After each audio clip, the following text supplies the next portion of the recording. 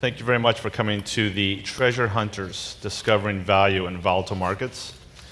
We have a great panel here today. We have the whole capital stack, or almost all the capital stack represented. And we're going to dig into where there is value. Stephen Toy is co-head of WL Ross. Stephen down here at the end. Distressed PE firm. Jonathan Seifert, partner at Leonard Green. Private equity shop, Steve Shapiro, founding partner at Golden Tree Asset Management, which focuses on credit, distressed credit. And Tad Ravel, CIO, fixed income TCW, big liquid fixed income book. And James Reynolds, CEO of Loop Capital, investment bank, brokerage, and advisory. The big question on everyone's mind, I think, at Milken and today in the markets is there any value out there? We've had is this a big government QE-sponsored bubble? Or assets still cheap, credit's cheap, and you should be running out of this conference right now buying anything you can get your hands on. We're going to start at the bottom of the credit stack, Stephen Toy, distressed PE. Stephen, is there such a thing as distressed PE? With free money, credit flowing out there, can you find distressed PE in this? Well, if not, I'll have a pretty quick participation in this panel. Very valid question. So if we look at the marketplace today, we sit in a low default rate environment. As we look at the statistics in the market, you've got buyout multiples in 2013 that eclipsed the previous peak. So average buyout today is over 10 times. We've had, if you add up the high yield universe and leveraged loan universe for 2013, we essentially doubled the last peak of 2007. So we've got very loose money out there that is driving valuations, but to be frank, that's really only half the story. The other side of the business, as we look at private equity, it's become a much more crowded and competitive space. In 2003, so about 10 years ago, you had about 500 GPs in the market. Today, that number is closer to 1,600, so more than a threefold increase. If you calculate the number of GPs over the numbers of transactions closed, over that 10-year period, you'll also see about a threefold increase. And McKinsey, in fact, just put out a report that calculated private equity in 2000 represented approximately 1.5% of the total market capitalization of all public companies. In 2012, that was up to 4%. So it's become a much more crowded marketplace. And where do we find value in a marketplace that has much more AUM than it used to, more participants than it used to, and where valuations have been driven up? For us, as we look at it, we estimate broadly that roughly 2/3 of all transactions are done through a traditional auction process. And if you look at sponsor-oriented deal, that number is probably closer to 80%. So the sandbox that we try to play in as value-oriented private equity players is that 20 to 30% that doesn't go to auction. Now, our general thinking is if a company can go to auction, it will. So what are the types of situations that we're looking at in that 20 to 30% of the universe? Well, we find that it falls into 4 general situations, either contrarian or out-of-favor industries. It's going to be stressed or distressed businesses, either from a financial or operational standpoint. It's going to be carve-outs, particularly complex ones that require upfront intellectual capital just to figure out what the execution of it's going to look like. Or it's just going to be generally businesses that lack access to capital. So as we look at the market landscape today, those are the areas that we're focused on to find values. And if you have to pick one where you're seeing the most opportunity, which sector is the most out of favor? What is the space that no one wants to play in right now that you guys are in? One of the space where we think there's a great deal of opportunity, and I wouldn't say that no one wants to play in it, but I think we're looking at it a little bit differently, is in the domestic energy space. So if you think about the shale revolution, we think it's real, we think it has legs. And really, when you look back at it, the shale story is relatively new. So it's only about 7 to 8 years old, and yet it's completely rewritten the domestic energy business it's completely created a new paradigm in terms of US manufacturing, and it's reinvigorated the chemicals business. Fracking essentially has become a household name. The way that we look at energy is both directly in terms of E&P businesses themselves, whether you're looking upstream, midstream, or downstream, but we also draw parallels in terms of what's going on in the shale revolution to what happened in the internet business here in the US. And what we mean by that is there is an extreme and significant transformation going on. If you think about what happened in the internet boom, how many people in this room had figured out that the first time they ever sent out an email, they were putting Circuit City out of business, right? So there's knock-on effects of transformational change, and we see that going on in the energy space as well.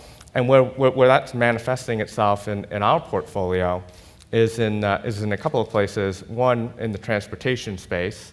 So we're focused on shipping, particularly shipping of energy. So we think about LNG and LPG.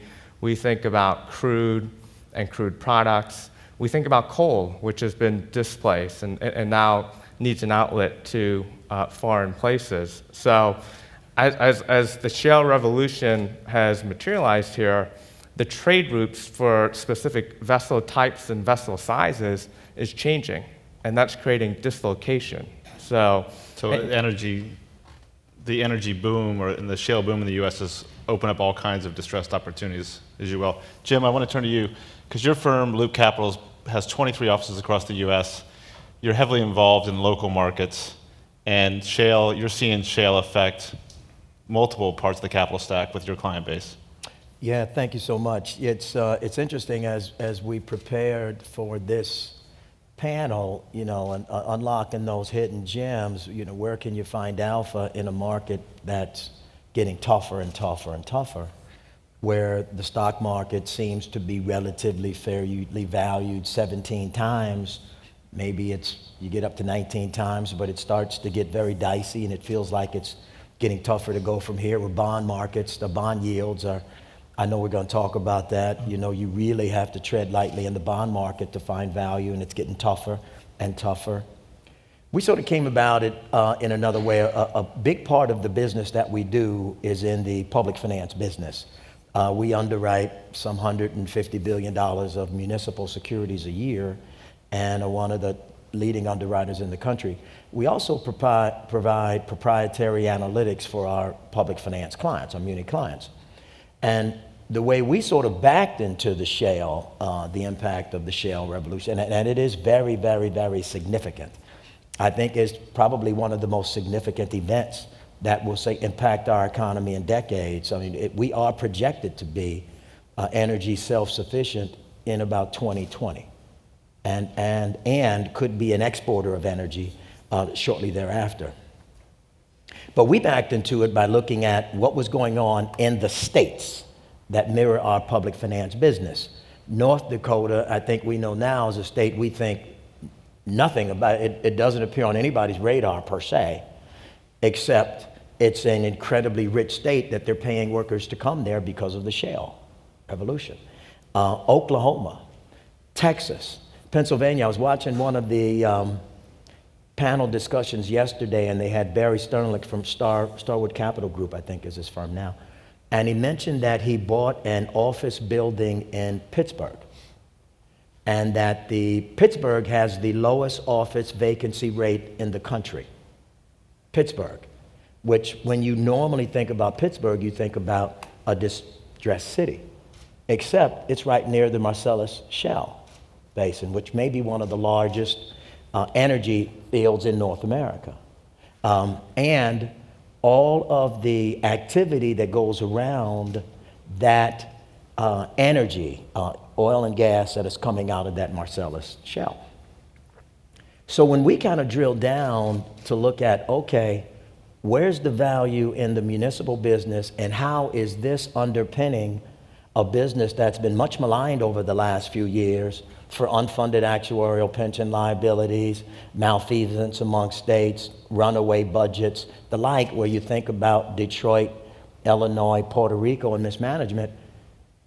When you go and you juxtapose what's happening in fracking on what's happening in the municipal market, you see a very strong underpinning, and you begin to see a revenue stream at the state and local level that didn't exist before. Texas, and you're starting to see now the rating agencies, after a very long, since this is so new, 7, 8 years, now take hold in terms of what's happening. So Texas is a AAA state now by every rating agency.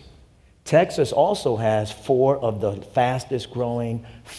10 fastest growing cities in America, North America. And 3 of the 5, Austin, San Antonio, Dallas, all around energy. So we looked at this space and we says, okay, the bonds have a strong underpinning. So if you're thinking about buying municipal bonds, you want to kind of look at what's going on with, but then we said, okay, but it's sort of like when you visit Walmart in Bentonville, Arkansas. You can sort of imagine Bentonville, Arkansas before Walmart got there. But when you go to Bentonville now, Rolex dealers, luxury car dealers, all the finest grocery stores, things that you would never find in a small town in America, except Walmart developed all the ancillary businesses in Bentonville for the employees. That's the same thing that's happening with fracking. When you look, and so we started to talk to a lot of our other clients that we provide research for, our private equity sponsors, around their portfolio companies, our fixed income investors around the corporate bonds of companies, integrated oil companies involved in the space, the business of fracking, and that's a part of their business, the small cap stocks that are involved in it. So we looked at products like REITs that are really focused on commercial strips around these areas in Texas, North Dakota, South Dakota, Ohio, Pennsylvania. We looked at other things like the infrastructure plays that are available for piping, for metals, for roads, for bridges, hospital plays, restaurants, recreational plays, that the story has not been fully told yet, except in Texas, it's kind of out there. In North Dakota, surprisingly, but in a lot of the other states where fracking is really just getting going, Ohio, California, where it's controversial, Pennsylvania, West Virginia, and Utah, you have investment opportunities, and we are recommending some to a client that really give you an opportunity to play and expand around that business. Which state do you think has the most value, that's the most underappreciated in terms of the shale story and not priced into the muni bond market? Which is number one pick?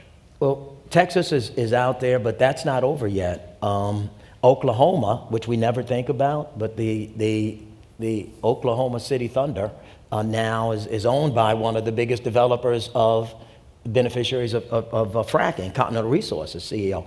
So you still have upside in Oklahoma. California, where fracking has hit some environmental issues, but once it actually begins to, they rectify those problems, you'll see tremendous growth in all those areas. New York is the same.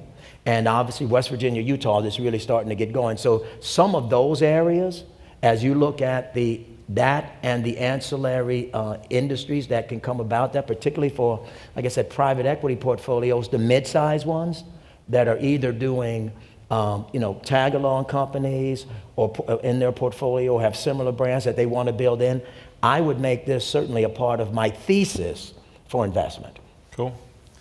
Steve, your firm looks at credit and has a bit of a specialty in distressed credit. Are you seeing distressed credit plays out there right now that provide good value in a market that everyone thinks is expensive? Sure. Thank you. Yeah, we are. We're finding very interesting opportunities in the distressed market now. And I think, as importantly, we're setting up for a very significant opportunity going forward.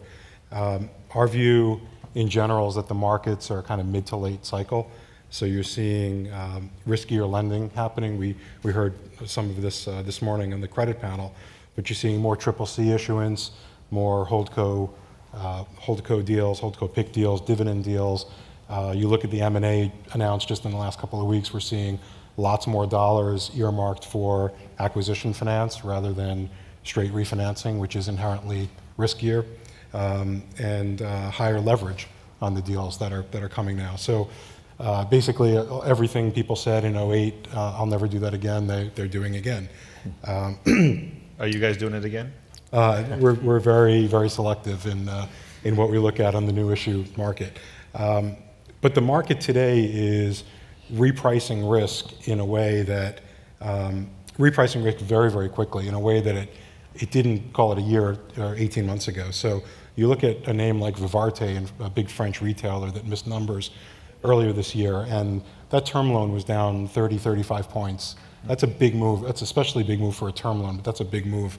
Nextel International, Aeropuertos, these are situations that are reacting very, very quickly to bad numbers. The market's really, when you miss numbers, the market's reacting very, very quickly. Even in a good environment, and everybody talks about how, obviously, how open the credit markets are, and that's true, but there are always specific industries and companies that are challenged. So we focus a lot on the media sector. If you look at publishing in particular, the transition from print to digital and the implications of losing very lucrative print pages in a magazine or a newspaper, picking up digital dollars, but not nearly enough to offset the loss in print. So we've done very well in an area like the Yellow Pages, for example, where we bought the post-reorg equity of a company called Yellow Media up in Canada. We were not involved in the restructuring, but we bought the stock when they came out. And essentially, these are cigar butt businesses. I mean, they are going away at some point, but we thought the cigar butt was a little bit longer for these guys because we liked what management was doing. They were transitioning to digital. And if the runway provided by that transition is a bit longer than the market thinks, they're throwing off a lot of free cash flow in the interim, paying down debt, and growing their equity value.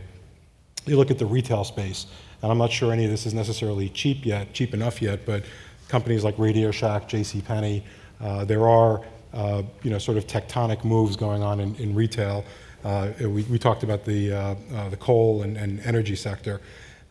Most of what we're seeing in terms of opportunities, frankly, are in the middle market, so enterprise values below $2 billion. We have not seen the big LBOs, the $10+ billion capital structures. You've seen some of those file, but not as many as people would have thought. So we're actually seeing much better value in the smaller and mid-sized companies, and we're sizing our funds to take advantage of that opportunity. We're also seeing opportunities from what I would call unnatural holders or forced sellers. So we're seeing opportunities out of some of the European banks, particularly in structured credit, where if you look, the regulators and the capital markets in Europe seem to be rewarding the banks for getting rid of some structured credit off their books. And so we had a senior partner in our structured credit group move from New York to London. He's added some people to the team there to take advantage of that opportunity. You've got CLOs and mutual funds who are not set up to own post-reorg equity. So they're getting this in some restructurings, and they're forced sellers at prices that we find very attractive. So I think as long as you size the capital to match the opportunity, and you've got an investment period that's long enough to take advantage of the opportunity, we think we're finding good things to do. We're also, and you heard a little bit again of this at the credit panel this morning, but we do think we're setting ourselves up for a very significant stressed and distressed opportunity. If you look at the activity in the capital markets for the last couple of years, there's probably 500 billion plus, maybe close to $1 trillion of paper that's priced at, call it 4.5%, 5.5%. And I think our general view is that the world is gradually becoming a better place.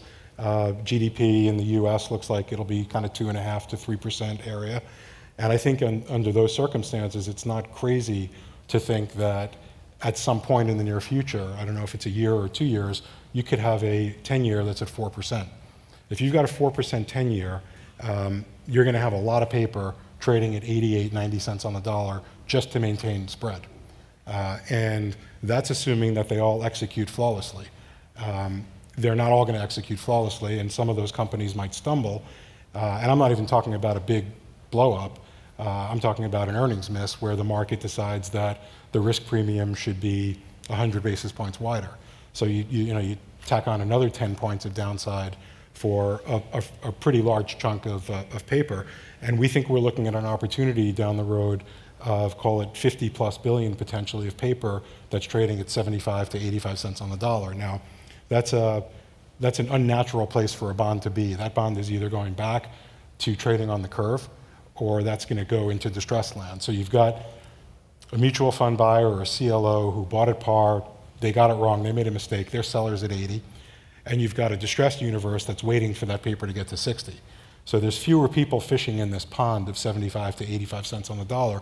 We've historically done very, very well as a firm in that area because if you get the credit work right, that's going to, and you think the company is going to come through its turbulence, you're looking at trading back to the curve, 90, 92 cents on the dollar. It's probably not going back to par because of the low coupon.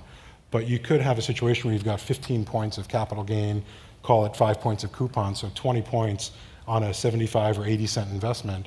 And depending on what your time frame is, you're looking at high teens to low to mid 20s type returns. So we think there's going to be a big universe of paper that's trading at that stressed level that's going to provide quite an opportunity. So you mentioned you thought we were mid to late cycle, and you're seeing all these opportunities on the near horizon. Are you raising cash levels, or are you out there fundraising, or how are you preparing for that? We are. If you look at our master fund, which is our eclectic hedge fund, cash levels are high. We are prepared for what we think will be the volatility that's coming.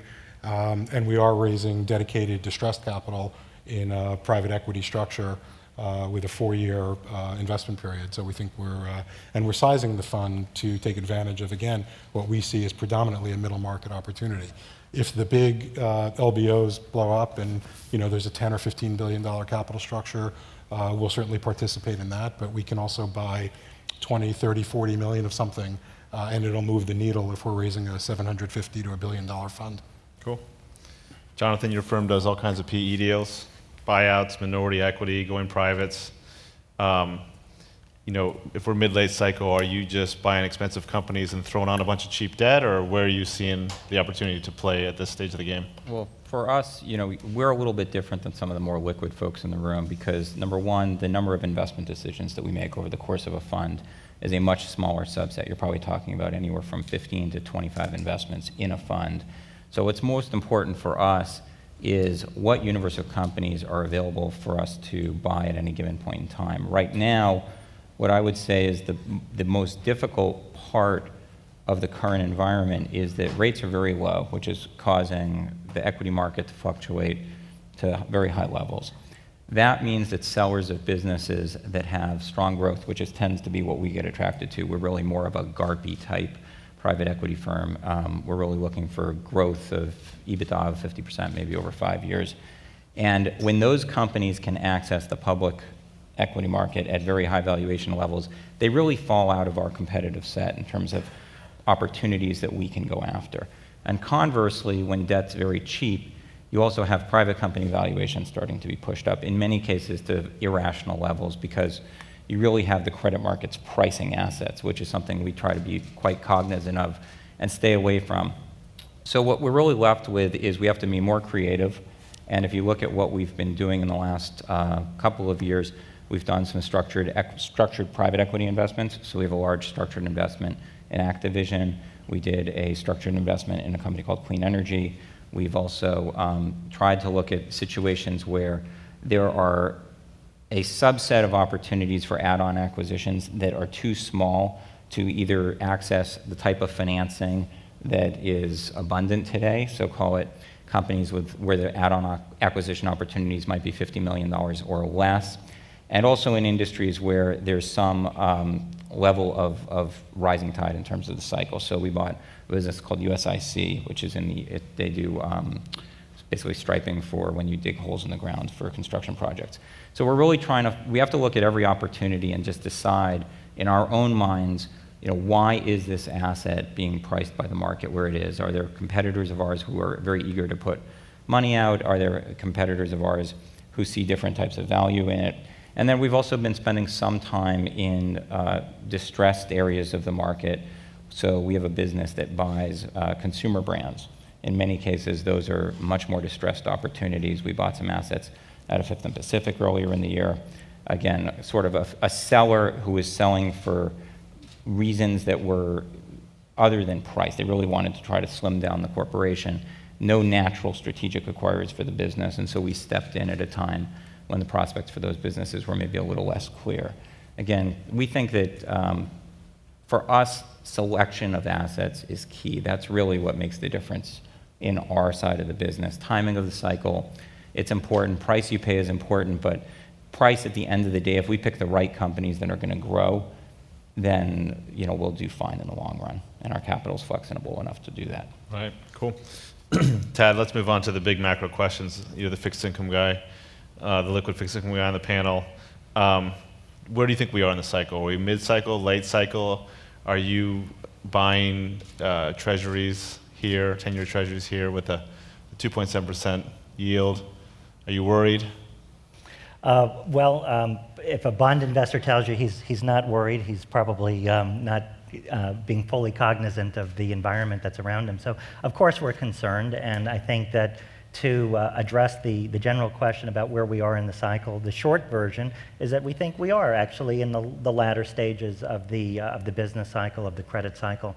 But more specifically, let me maybe share some observations that I think oftentimes don't get enough attention or enough play, and of course people can draw their own conclusions from them. So the first observation I would put forward is that when you look at prior cycles, it's interesting that you have a bit of a postman always rings twice type of effect. That, for instance, you had the Asian crisis of 1997 that predated the big and severe deleveraging of 1998. In 1999, everyone probably had or knew a favorite company that missed its earnings by a penny and watched its stock price get thrashed 15%. And have CNBC have a field day with it and talk about how markets are, look at them, look how irrational these markets are. And in actuality, what the markets were telling you was something a bit more significant than the message that I think was being communicated. It was this, that the capital kind of understood that valuations were very stretched. In the case of the 1999 example, when a management misses its earnings by a penny, it means to many people that the growth model of the business had been exhausted and it was time to get out of Dodge. So the rather nonlinear and severe responses that you saw during that period of time was illustrative and it was telling you something.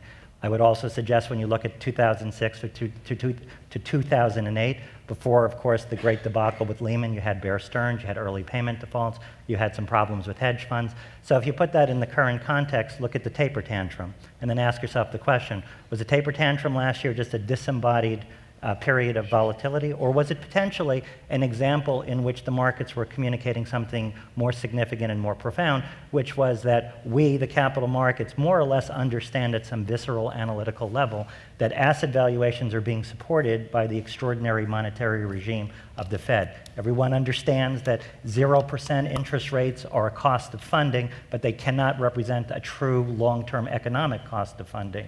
So to the extent to which you have people making their investment decisions predicated on a belief that your opportunity cost is zero and not where it should ordinarily be, leads to a condition of stretched valuations. And so when you look at the fixed income markets, maybe not surprisingly, you see yield levels quite low, certainly real yields as well. You see risk premium very stretched.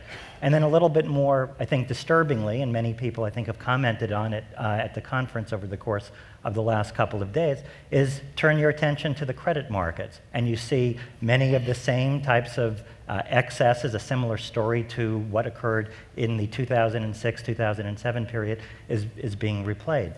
That's interesting because if I were to maybe put this all into context about the cycle, let me sort of suggest this way, that while it may be the case that for certain asset classes timing maybe isn't so important, for most people I think timing is almost everything, at least in the liquid capital markets.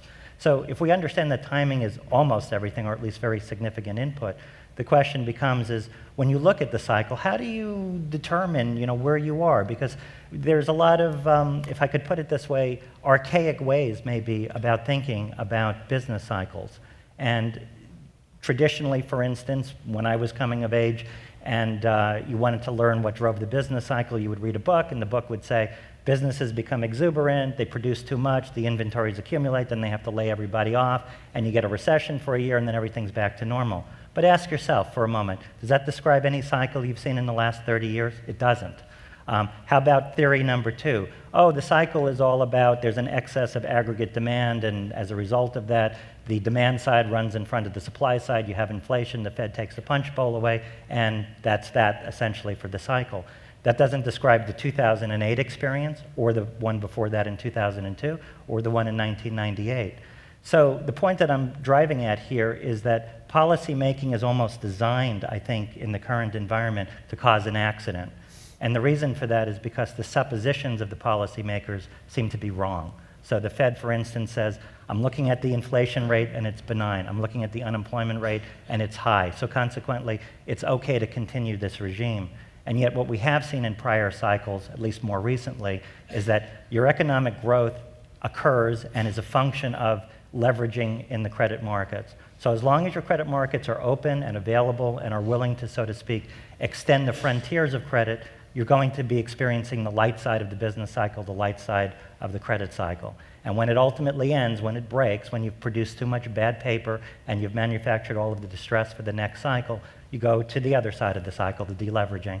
And hopefully you were properly concerned and cautious with respect to your portfolio structuring and your selection of assets in the periods prior to. So that was a very lengthy answer to the question that, yes, we do see ourselves in the latter stages of the cycle without, of course, knowing, no one's going to ring a bell and tell you ultimately when it's going to end. Because when it does end, it's not going to be driven by objective considerations. It's going to be driven by subjective decisions on the part of people who ultimately say, you know what, I got too much risk. Too much of the things that I own aren't ultimately going to be solvent. I want to get rid of them and pass the bad pennies, so to speak, to someone else. And that's when the problems ultimately have to be confronted, and you get potentially an environment that will be very favorable to capital allocation. So you manage $85 billion in fixed income on behalf of clients. When they hand that money to you and you think it's stretched, what do you do with it? Where do you put that money to work? Well, we have to be very selective with respect to the capital allocations. There are a couple of interesting places that are still left. The non-agency mortgage market, of course, which was highly distressed a few years ago, and then went to a point of significant stress, and now I think it would just sort of describe it as a bit on the cheap side, meaning that maybe you can get high single-digit types returns out of it.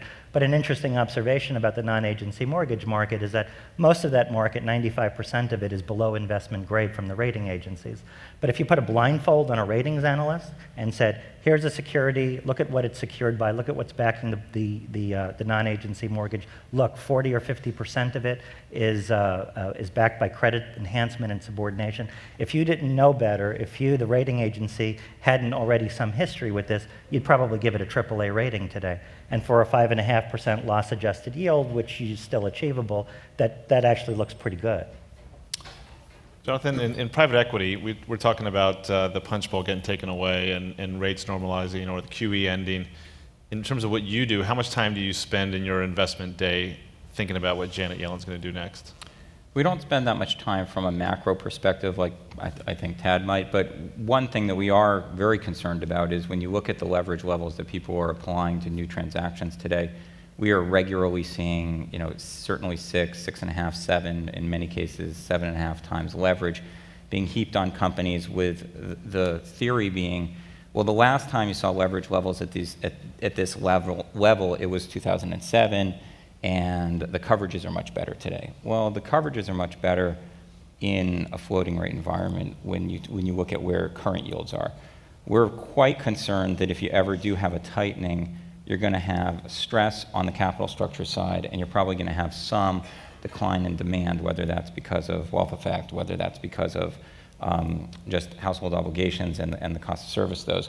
So that is where the rubber will really meet the road. Now, I can tell you that when we look at our portfolio and what's happening on sort of Main Street business, we are not nearly as bullish on the economy as I think macro folks are today. We think that a lot of what is being perceived as true growth in the economy is growth in consumer durables, which is housing and cars for the most part. And when you get away from that, you see a much more muted growth pattern.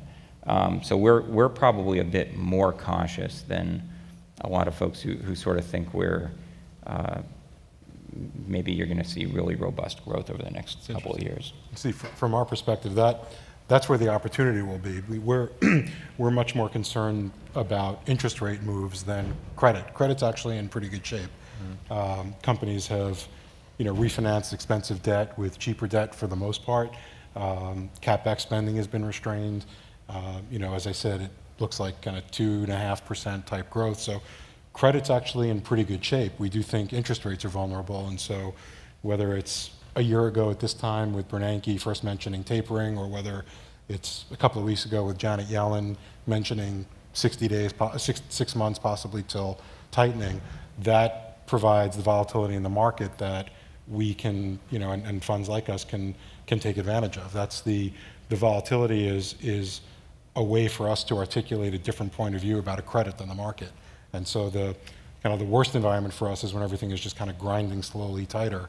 The best environment for us is when there is this kind of volatility where we can express a different point of view about credit. And we think that for the most part, that volatility is going to be driven by interest rate moves. From a private equity point of view, I completely agree with Steve and with John. If you think about it, and think about what John said, right? So the average setup multiple today is about 10 times EBITDA. You've got about 6.5 turns of leverage on that. So 65% of your capital stack is going to be subject to potential interest rate volatility. And really, unless you've got pricing power, unless you've got a business model that is going to do better in an inflationary environment, what's going to get hit is your equity value. And layer on top of that, sort of how Steve is looking at the market in terms of credit, we think about it a very similar way. I mean, what we're seeing is, we've got the prospects of potential higher interest rates. Now, whether that's 18 months, 24 months, 30 months, who knows? But I think directionally, we think they're going to go up. We've got a wall of maturities coming up. So between 2017 and 2020, we've got $1.7 trillion worth of debt that's coming due. It needs to be refinanced or repaid. And on top of that, if you think about where we're coming from and where we're going to in terms of the corporate recoveries and the building corporate profits, a lot of that's been on the back of cost cutting, productivity, and cost realignment, right? That's been the low-hanging fruit coming out of the recession. Now, if you look at where deals are getting done, if you look at where valuations are in the market today, we think the second shoe has to drop, right? You need to have sales growth to justify where the markets are today, and that's a much riskier situation to underwrite. So as we look forward and we think about the confluence of those things, absolutely agree with Steve that we see a pipeline of opportunity here that we think lies ahead that can be pretty attractive to be opportunistic in. Let me just ask a quick question. This panel is about value today. But to Tad's point, we might be close to the end. And after a crash in 2000 and 2008, a couple of years later, Michael Lewis writes a book, and then we all understand where the excesses were, right? And right now, it's kind of hard to tell where the excesses are. And, if we do have a crash, rates go up 200% next year, right? And things sell off. Where are we going to look back in hindsight and say, gosh, that was so obvious? So what are the most expensive areas of the market that you could be shorting right now or just really be avoiding? James, do you have any? Yeah, if you look out, hindsight is always 20/20. But if you look at the exuberance around high yield debt, that's one of the things that we talked about where, a junk bond might be yielding 5% or so. Spreads that are just as tight as we have ever seen them. And then if you adjust for some default rate in there, you're probably north of a 3% type risk-adjusted, more or less, yield.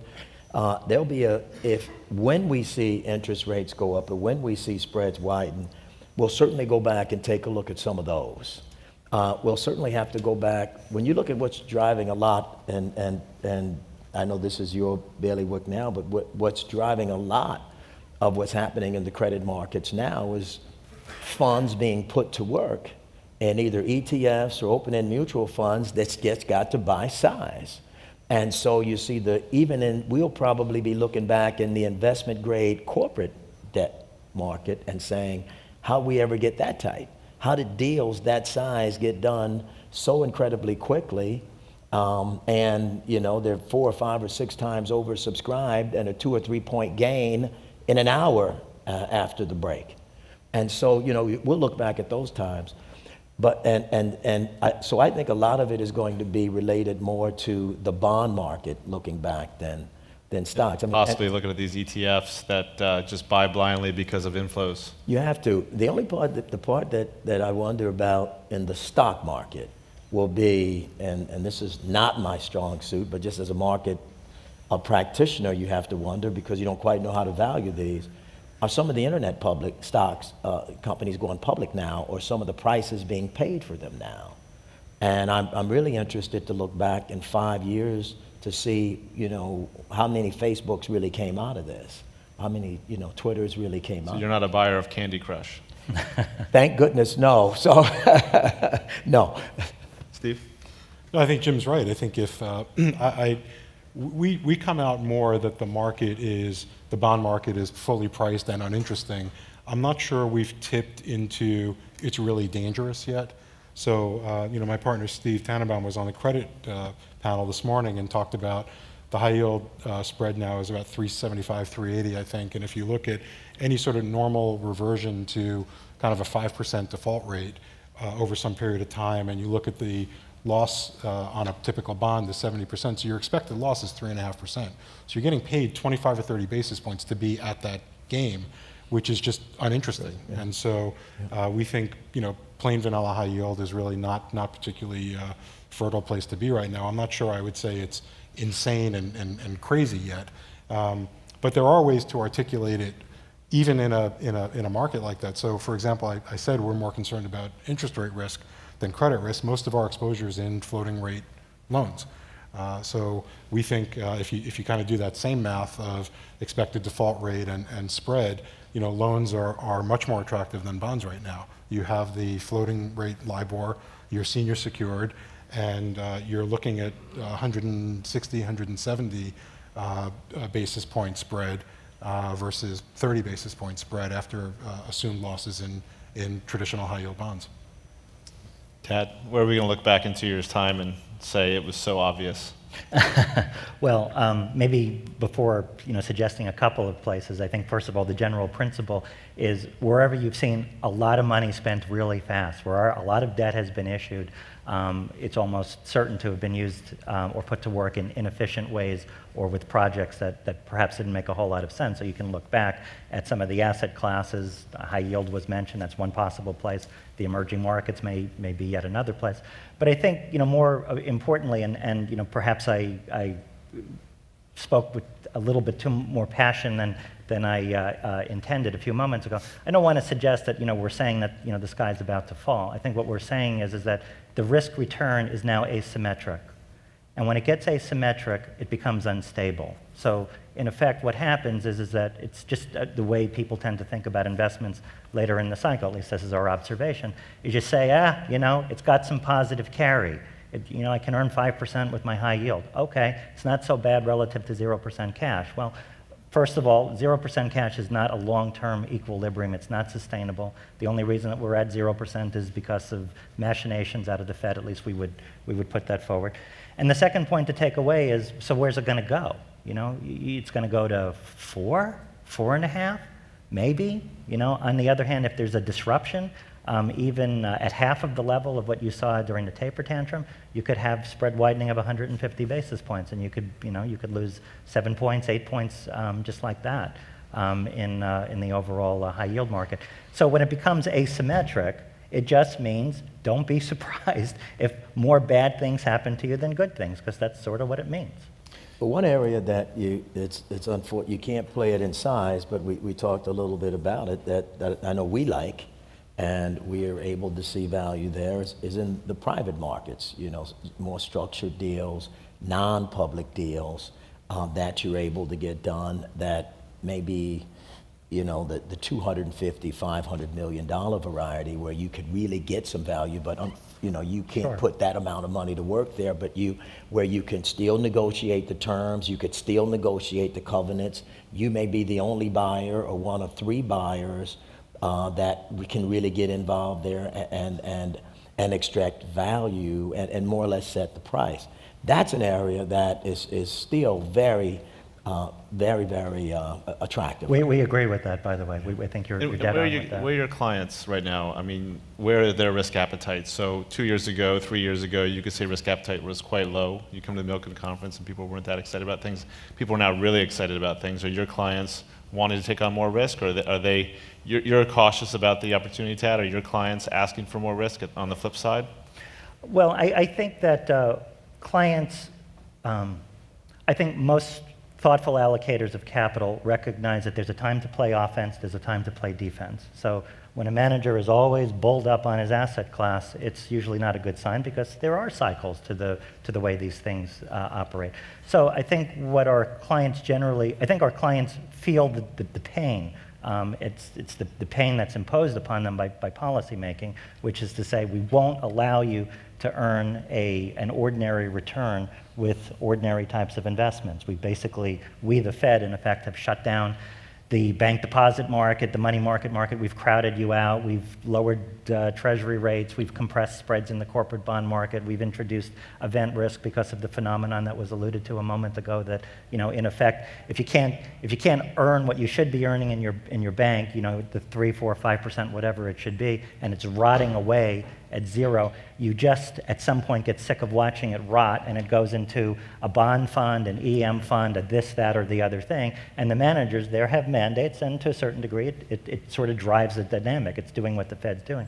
So the clients feel the pain of how do I get some carry, and at the same time, I think that they appreciate your sort of dissecting the environment in hopefully a way that is respectful of the idea that just because it looks good today, just because the carry looks good today, doesn't mean that it's going to be a good investment over some relevant period of time. Jonathan, are you looking forward to rates rising and creating some more opportunities for you to buy good companies? Do you have your eye on some companies that you think are going to struggle in a higher rate environment that you look forward to buying? It's less interest rates. I mean, I think when we look at it, what we're looking forward to is the fact that the most dangerous part of our market today is there are companies, and you're seeing this heavily in sort of some of the software deals and business services deals. You have businesses where the equity is being priced as if it is very stable, high-yielding, bond-like returns, and that's a really dangerous place. So we're really not competitive today in a lot of those situations. We look at it and we say, if you need to put 7.5 or 8 times leverage on a business that's growing maybe at GDP best case in order to squeeze out a return, that's just not something that's interesting to us, no matter how safe the downside is, because our investors don't pay us to put money out at 14% if everything goes correctly. On the flip side of that, what we're also seeing a phenomenon is we're seeing a lot of people start to look at the valuations that very high growth companies are getting in the public markets. So if you have companies on the retail or consumer side that are growing their store base at, let's call it, double digits, they are getting multiples afforded to them even when they're relatively immature that discount those cash flows out, 4, 5, 6, 7 years and really disregard the execution risk required in order to do that. And what we're seeing that manifest itself on the private side is you're seeing relatively immature businesses that can't support very much leverage trade at prices that are very high, somewhere between what I would call the mature companies in their sector trade at and where the public companies are trading at, and that sort of takes another universe of companies out. So for us, it's all about how big is our opportunity set given the highest price being paid by folks is sometimes clearly not the private equity universe. And that's where I think Fed tightening might help in our market. On the other hand, if you don't have the business cycle keep up, Fed tightening will cause pretty big headwinds to our portfolio, which is first and foremost in our minds. Cool. Stephen, I'm going to ask you a quick question. You mentioned before the competition, the growth in the number of LPs chasing deals. You see huge piles of capital out there looking for returns in a low yield environment. Where do you see most of the newcomers to the market playing right now? Like, where is the frenzy that maybe you want to avoid? I think the market where the credit is flowing to, where the multiples are really increasing. If you look at what's happened to private equity since the financial crisis, yes, there's more GPs. There's also more concentration of capital, right? Funds have gotten bigger, even despite what happened in 08 and 09. And if you think about it, to put those funds to work, you have to be in the bigger deals. You have to be in the auction situations.